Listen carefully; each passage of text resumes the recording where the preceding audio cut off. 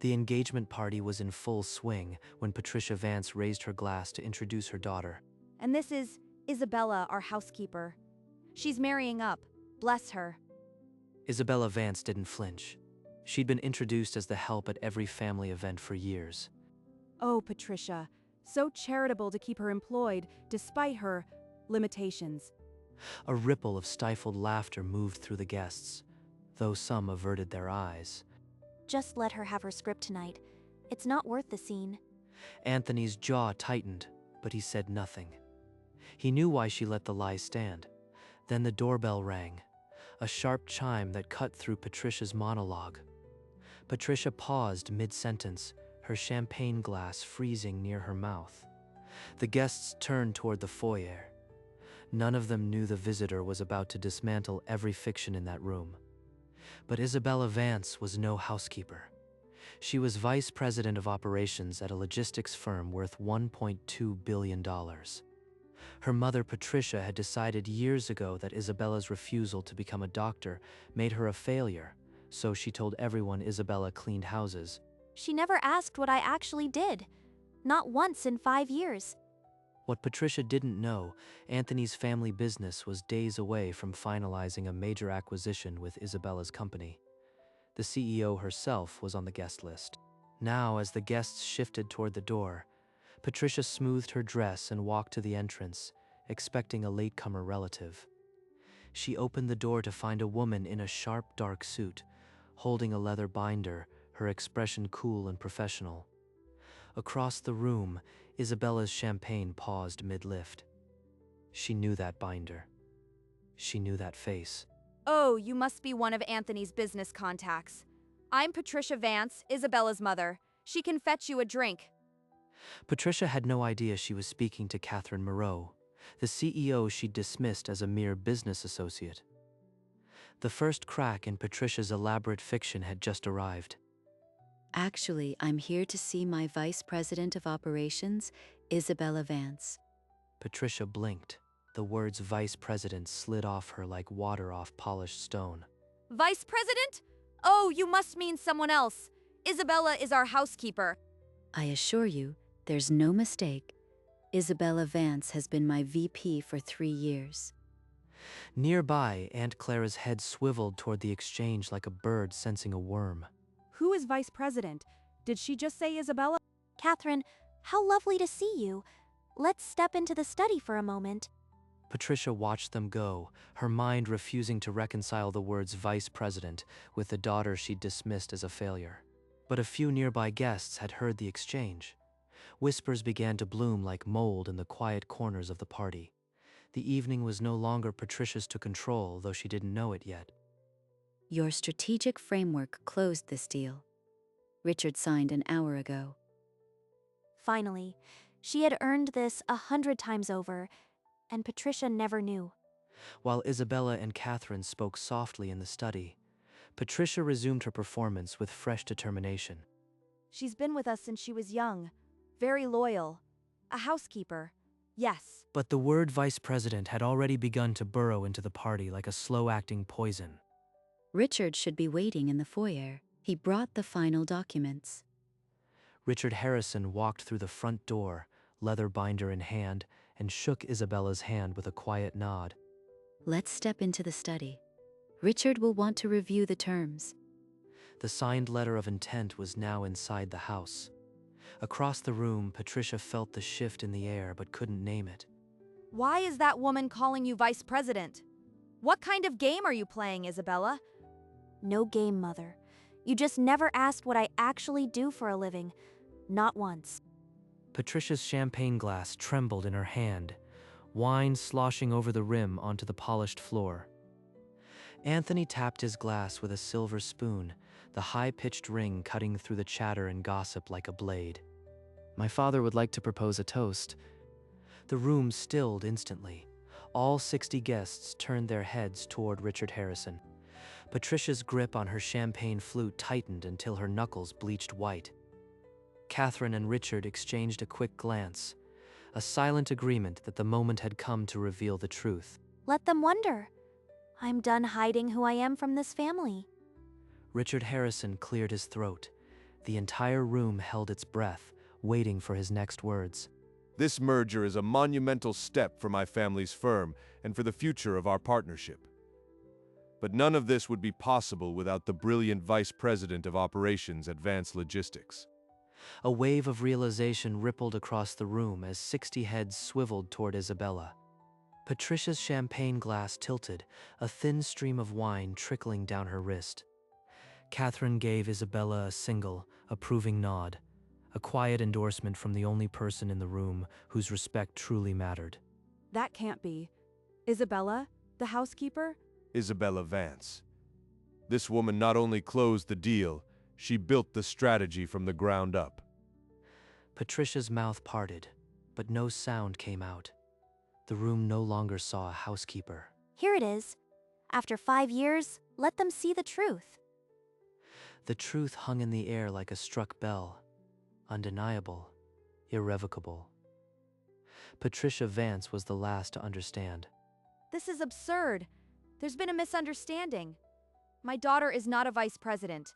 I assure you, Mrs. Vance, she has been my vice president for 3 years, and an excellent one. But Patricia, you told everyone she cleaned houses. You said she was the help. There must be some mistake. I would know if my own daughter. The guests stood frozen, torn between the evidence of their eyes and the lie they'd been fed for years. Let them figure it out. I don't need to defend myself.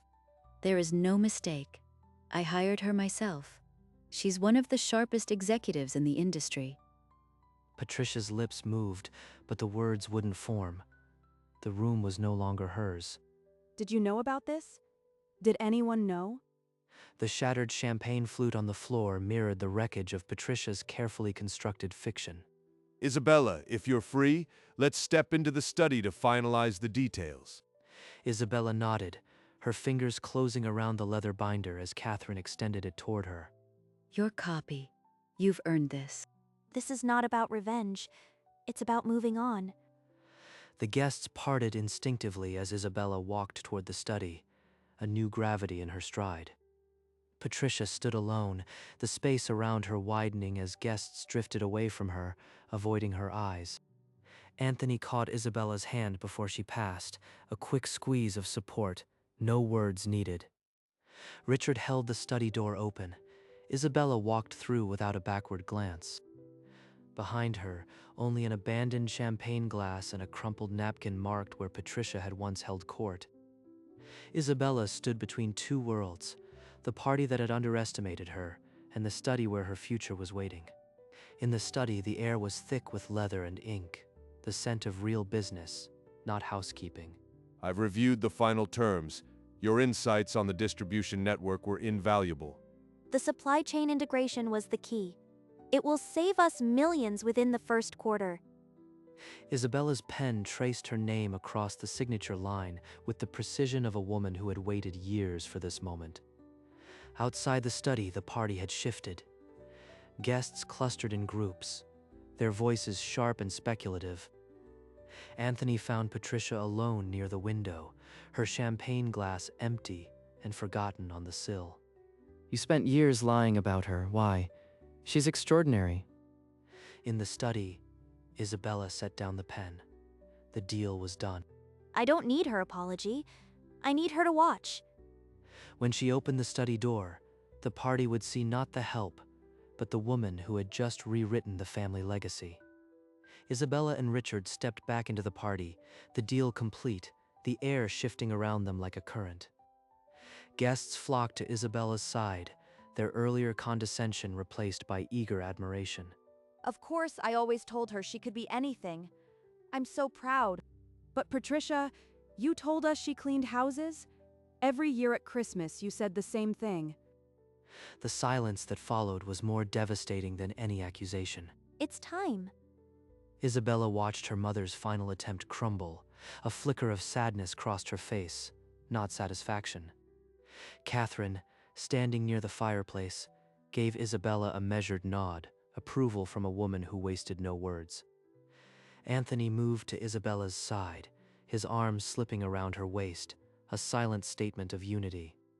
The party had found its true guest of honor, and it was no longer Patricia's game to play.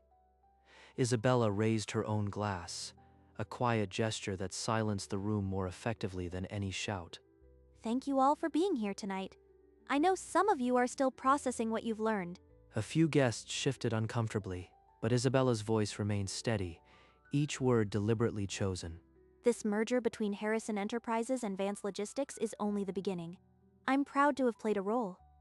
The room listened, not to a housekeeper, but to a woman who commanded every syllable she spoke. Anthony, your support means more than I can say. And to Richard, Catherine, thank you for the trust. Patricia stood rigid, her face a mask that no amount of practiced composure could hide. Life gave me a strange path tonight, but I'm grateful for the clarity it brought. Applause erupted, but Patricia heard only the sound of 20 years of lies collapsing into dust. Her champagne glass finally slipped from her fingers, shattering on the floor like the last fragile piece of her fiction. Patricia took a shaky step forward, the crunch of broken glass under her heel drawing every eye in the vast room. Why didn't you tell me? How could you let me make such a fool of myself in front of everyone? Isabella turned to face her mother, and for the first time all evening, there was no distance between them. The room held its breath. You told 60 people tonight that I was your housekeeper. You never once wanted to know the truth. Patricia flinched as if struck, her hand flying to her chest. You made that choice. Every holiday, every family dinner for 5 years, you chose the lie. Patricia's breath came in shallow gasps, her chest heaving as sobs built. I thought you were just getting by. I was protecting you from the embarrassment of failure. Protecting me? You were protecting your own reputation? Terrified that your elite social circle would find out your daughter didn't follow your plan. For the first time in her life, Patricia Vance had no words to defend herself. No clever excuse, no manufactured story. Patricia turned slowly, her heels crunching on the shattered glass as she moved toward the entryway, head bowed. Patricia, let me have my driver take you home. It's late. No, I've done enough damage for one evening. Good night, Isabella. I hope one day you can forgive me. Isabella didn't reply. She simply watched her mother's silhouette disappear into the foyer, the line of her back bent in defeat. The heavy front door clicked shut with a finality that echoed in the silent hall, and the party exhaled. You handled that better than most boardroom negotiations. Anthony wrapped an arm around Isabella, drawing her into the solid warmth of his chest. The remaining guests resumed their hushed conversations, the evening's drama settling over them like a fine dust of curiosity and judgment. Isabella had won everything she'd worked for, yet as the first guests began to leave, she couldn't shake the hollow ache of a mother who never truly saw her. The party thinned slowly. Guests in twos and threes sought out Isabella to offer congratulations that were, for the first time, entirely sincere. I'm sure your mother meant well, dear. Sometimes we just don't see what's right in front of us. I'm sure she thought she did. Isabella stepped through the French doors onto the terrace, the cool night air a relief after the shuttered tension inside. Anthony followed, 2 fresh champagne flutes in hand. He offered one without a word. I don't hate her. I just stopped needing her approval a long time ago. Tonight, you only needed yourself, and you were magnificent. She leaned into him, the distant hum of the city below the only sound between them. For the first time in 5 years, the weight of her mother's judgment felt like a story that belonged to someone else. The party inside was over, but on the terrace, something new had begun. They stepped back into the house, the terrace's quiet intimacy expanding to fill the emptying rooms. Monday, 9 a.m. Don't be late. The board will want to hear your strategy. I'll be there. And thank you, Catherine, for everything. You're more than my future daughter-in-law. You're a valued partner. The leather binder passed from Richard to Isabella, a transfer not of obligation, but of earned trust. Catherine and Richard exchanged a final handshake, their business concluded, their approval absolute. The last of the business associates slipped out, the front door closing with a soft click that left the house to its quiet. Isabella and Anthony stood in the center of the great room, surrounded by the ghost of celebration. So, what now? Isabella didn't answer with words. She simply took his hand and walked toward the kitchen, a quiet certainty in her steps. The kitchen was warm, the scent of buttercream and late-night silence settling over the marble counters. We saved the top tier for our anniversary, but I think tonight deserves a slice. You know, she introduced me as the maid. And tonight, the housekeeper cleaned house. They ate cake in their formal wear, and for a moment, the world was only as big as their kitchen. Under the table, Anthony's hand found hers, a gentle reminder that she was no longer alone. This is what victory tastes like, buttercream and the truth. Their champagne flutes clinked softly, a private toast to the unmaking of a lie. No crowd, no performance, just the two of them and the quiet certainty that the worst was behind them. In that kitchen, Isabella Vance was exactly who she had always been, and finally, everyone knew it. After the dishes were stacked and the last fork set aside, Isabella slipped back onto the terrace alone. The city lights blinked far below, indifferent and permanent, a world that had never asked for her mother's permission. She spent my whole life trying to make me small, but I never was. The cold of the terrace didn't touch her. She felt light for the first time in years. Patricia had never understood that Isabella didn't need her approval. She only needed to be seen. I don't hate her. I just stopped hoping she'd change. The stars above looked down with ancient indifference, but Isabella felt she was exactly where she was meant to be. Not as a housekeeper, not as a vice president, but as a woman who had reclaimed her own story. She breathed deeply, and something in her chest loosened for good. Above her, the stars burned on, indifferent witnesses to a woman who had finally stopped asking for permission. The night air had grown much cooler, but Isabella barely noticed. Then the French doors opened, and Anthony stepped out onto the terrace, a soft cashmere blanket folded over his arm. "You okay?" Better than I've been in years. She didn't need to explain the quiet lightness in her chest. He understood without asking. He draped the blanket around her shoulders without a word. She leaned her head against his shoulder, and the night, at last, was perfectly still. They stood like that, two silhouettes against the endless city lights, the past finally silent. Inside, the great room was completely empty now, the chandeliers dimmed to a faint glow. On a small table near the fireplace, two champagne flutes remained, side by side. Outside, the stars watched over a woman who had reclaimed her own story, and the man who had always known it. Minutes passed in silence, the kind that needed no filling. Isabella finally straightened, her heart lighter than it had been in years. Come on, let's get you inside before you freeze. He guided her back through the French doors, the warmth of the house wrapping around them like an old friend.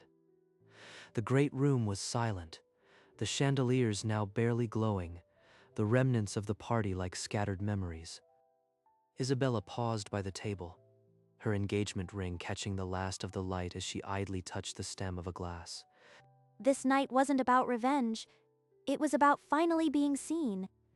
Anthony reached over and gently took the glass from her fingers, setting it aside. We should leave the mess for tonight. Tomorrow, everything gets cleaned up. Isabella glanced back at the room, at the silence that now belonged to her, and nodded. Hand in hand, they walked toward the staircase, leaving the evening's wreckage and its redemption behind them. The old staircase creaked beneath their steps, but Isabella hardly noticed. Her mind had finally quieted to match the sleeping house. In the bedroom, the moonlight lay across the floor like a second skin, cool and untroubled by the evening's dramas. Proving her wrong had once felt like the only goal. Now, I don't even need to. She's already lost. Are you all right? After everything that happened tonight, with your mother, the party? I'm better than all right. I feel like I can finally breathe. She doesn't own my story anymore. Good. Because I plan on keeping you far too busy with our own life to worry about hers. He pressed a kiss to her forehead, a silent promise that needed no words to be understood. She caught his hand before it fell away, her engagement ring glinting, a quiet rebellion against every lie her mother ever told. They didn't need words. The moonlight spoke for them, painting a future untethered from the past. And in that silent communion, Isabella Vance understood something profound. She had not just reclaimed her name, she had reclaimed her whole life. The first light of dawn crept through the tall windows, brushing the bedroom with strokes of pale gold. Last night had been a reckoning, but this morning, there was only peace. Anthony stirred beside her, his hand finding hers even in sleep. She slipped from the covers and moved to the window, the city waking far below her. No more hiding, no more pretending to be small. When Anthony's arms wrapped around her from behind, she didn't startle. She leaned back into his warmth. They stood in silence, watching the city awaken, a quiet promise that whatever came next, they would face it together. The engagement ring on her finger caught the light, a symbol not of his claim, but of her own choice to build a life on her own terms. Downstairs, the great room still held the ghost of the party, crumpled napkins, empty glasses, but it felt distant, like a memory already fading. Above it all, the morning sky stretched clear and bright, as if the universe itself had closed the book on Patricia's lies. Isabella turned from the window, her gaze meeting Anthony's as he shrugged on his shirt, the ordinary intimacy of morning a quiet triumph over last night's storm. Hand in hand, they descended the staircase, the house silent and washed clean by the new day. In the great room, the early sun caught the two champagne flutes still standing on the side table, their stems casting long shadows across the polished wood. Last night, those glasses held a lie. This morning, they hold a memory. Anthony squeezed her hand once, a silent question. She nodded, and they walked toward the front door. Outside, the world smelled of damp earth and possibility, the kind of morning that does not ask who you were yesterday. Isabella lifted her hand, the engagement ring winking in the sun, and for a long moment she studied it, not as a promise from him, but as a promise to herself. She wanted me to be a doctor. Instead, I became the vice president of a billion-dollar company. I think that's a fair trade.